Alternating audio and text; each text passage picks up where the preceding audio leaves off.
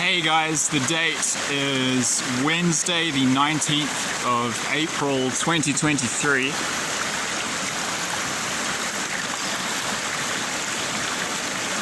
And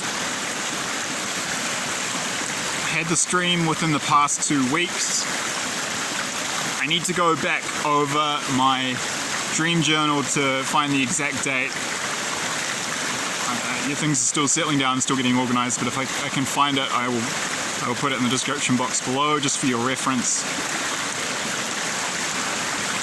I'm going to give you the format in which I will present the stream. So A, I will give you the details of the dream. B, I will give the interpretation if applicable, and C, I will conclude with a discussion. Please refer to the disclaimer in the description box below if you have not already done so. Okay, so here we go. Crack into it. This dream, quite short and simple, to the point, as most dreams of a prophetic nature that I receive are. So yeah, there were other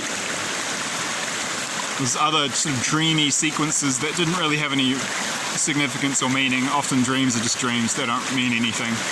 So that's what this kind of dream I was having before this part, and then it switched. And then the energy was different. Yeah, it meets the criteria for my prophetic dreams, so I'm confident on this. So, yeah, in this dream I was in the city of Cuenca, in the southern part of the Andean highlands of, the South American country of Ecuador, where I've been living for the past almost 3.5 years now, since October 2019. Cuenca is located in the Azuay province. I will put a link in the description box below to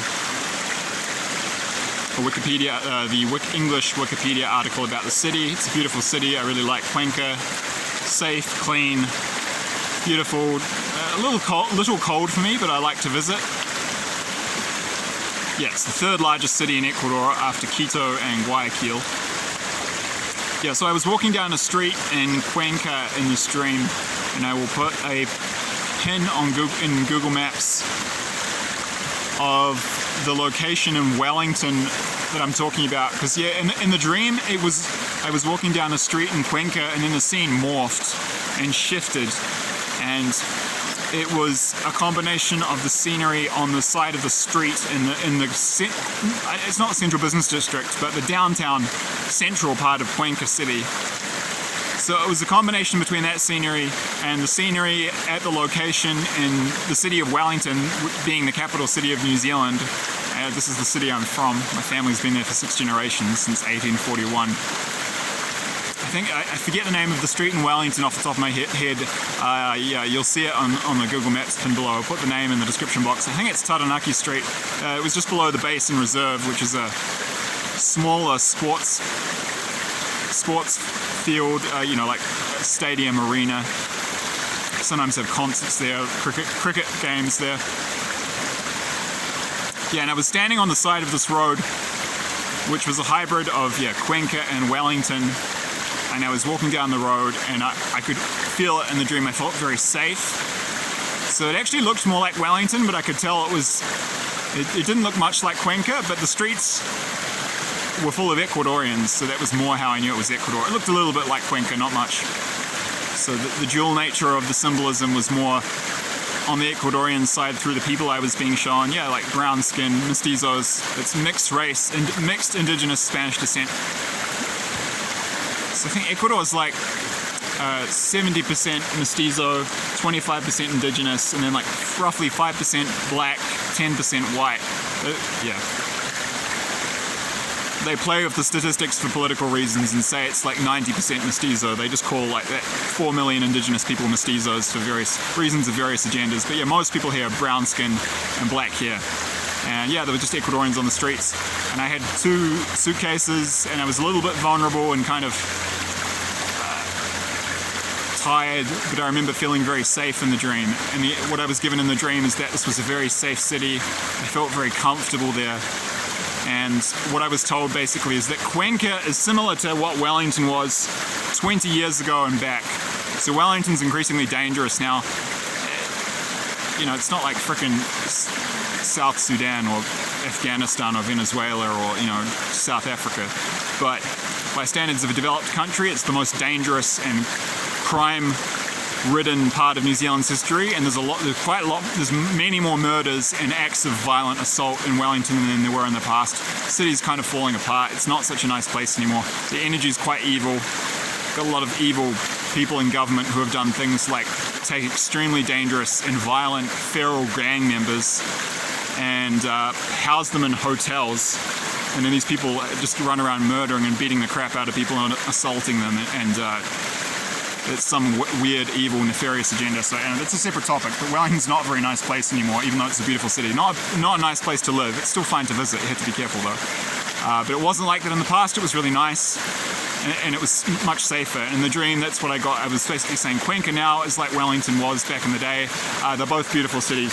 The difference is that Cuenca is still safe, whereas Wellington has gone down the toilet in recent years.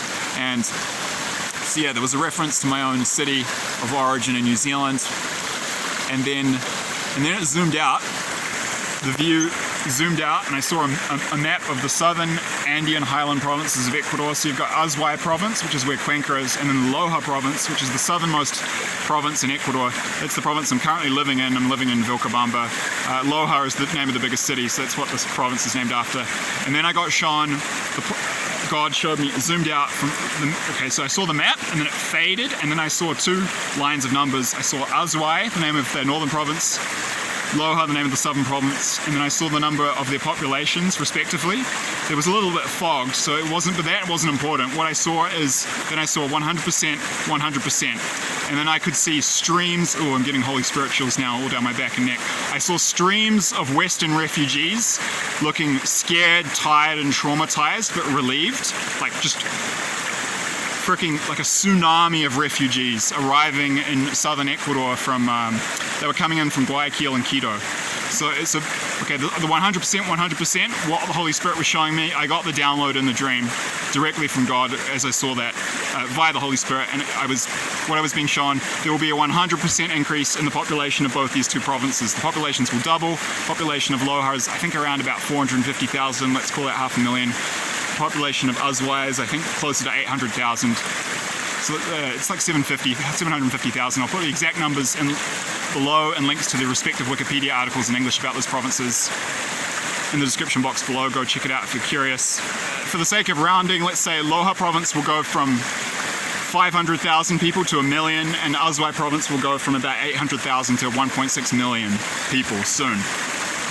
800,000 plus 500,000 is 1.3 million, so yeah, over 1 million refugees will soon be arriving in the southern part of Ecuador, escaping the Western world, fleeing from economic collapse and war. So that's what I was shown. I believe this dream is prophetic. I believe it's a warning of things to come. Hope that's of some value. Thank you. Okay, I don't know how much time I have on my phone, so if it cuts off, I'm going to go back to that and I won't add this bit, but if it doesn't, I'm going to go for another minute and add some extra detail. So, some of the practical implications of this. This is going to lift the whole economy of Ecuador, because any Westerners who have the money to flee their country in a time of economic collapse for a safe zone country like Ecuador will be, obviously have plenty of money. Because when it's the Great Depression and you've still got enough money to do international travel, you're well off, and or you've been well prepared for an economic crisis. A lot of these people, most of them will bring their money with them. This will lift the entire economy of Ecuador. Ultimately, Ecuador will do very well out of this. It will also positively influence the culture. Ecuadorians are very sweet, good people. The whole country really has good energy. The longer I'm here, the more I like it. Ecuadorians are honestly some of the nicest people I've met anywhere in the world. They are not perfect, there are issues, but they're really good. You can't even compare it to Colombia and Venezuela. Like it's like night and day. There's no comparison. People are just very peaceful, loving people for the most part. It's much better than New Zealand. Spanish people are good, they're similar to Spaniards. But there are issues with corruption. and the positive influence of kind of more cultural DNA from these refugees in the long run will improve the culture here, but it's going to lift the entire economy, so Ecuadorians will be able to have a high standard of living. It's also worth noting that these southern provinces have a relatively low population density for the Ecuadorian highlands. I'll put the stats in the description box below in number of people per square kilometre. If you compare them to a lot of provinces in the north, it's clear that there's more space here. So there is room for population growth. And yeah, if you want to take advantage of this, don't do anything evil with this. Don't land bank and just make it do it to get rich. But there's nothing wrong with doing a bit of. Quite frankly, it's a good time to invest in land and property here, because if we're at the left-hand side of the bell curve on a massive explosion in the population, land prices are going to go through the roof. And you can benefit from that, but please, if you do this, don't use it for evil and hoard. I mean, there's nothing wrong with being wealthy, but there is something wrong with hoarding wealth beyond what you need. You know, you should have enough to be more than comfortable and to have a great life. There's nothing shameful in being financially abundant, but I'm giving this information freely, so please, if you get benefit from this tip-off, please give freely from the wealth and abundance that you receive. Flow it on, like this river. Don't hoard it. You'll break the chain, then you'll stop receiving abundance in that case. And I will say, I have actually had dreams from God where I've been shown cryptocurrencies and told to invest in them and told what price they'll be at in the future. And I've considered putting this information on this channel. Some of them will give astronomical returns, but I was told by God to not do that. I was actually directed and told to set up an investing fund in the future.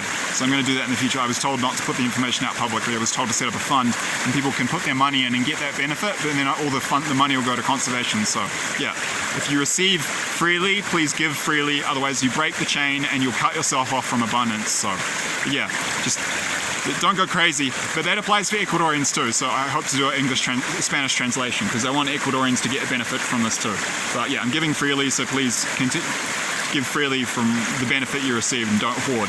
And then yeah, you will receive abundance effortlessly. So yeah, it will be a good thing for Ecuador in the long run. It will be a difficult period of probably tension and some chaos while things settle down as people integrate, but long term it's going to be really good for Ecuador, and it's good for the refugees. They get a safe place to flee and find refuge from the war. Them and their families will be safe. Entire families will be saved by countries like Ecuador, Argentina, Chile, and South Africa, in that people will have a place to go to escape these horrors, and then Ecuador will benefit too, so it's a good thing.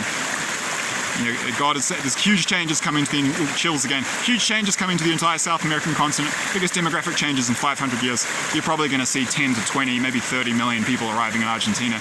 So Argentina's almost the size of India, but India has 1.4 billion people. Argentina's only got 45 million.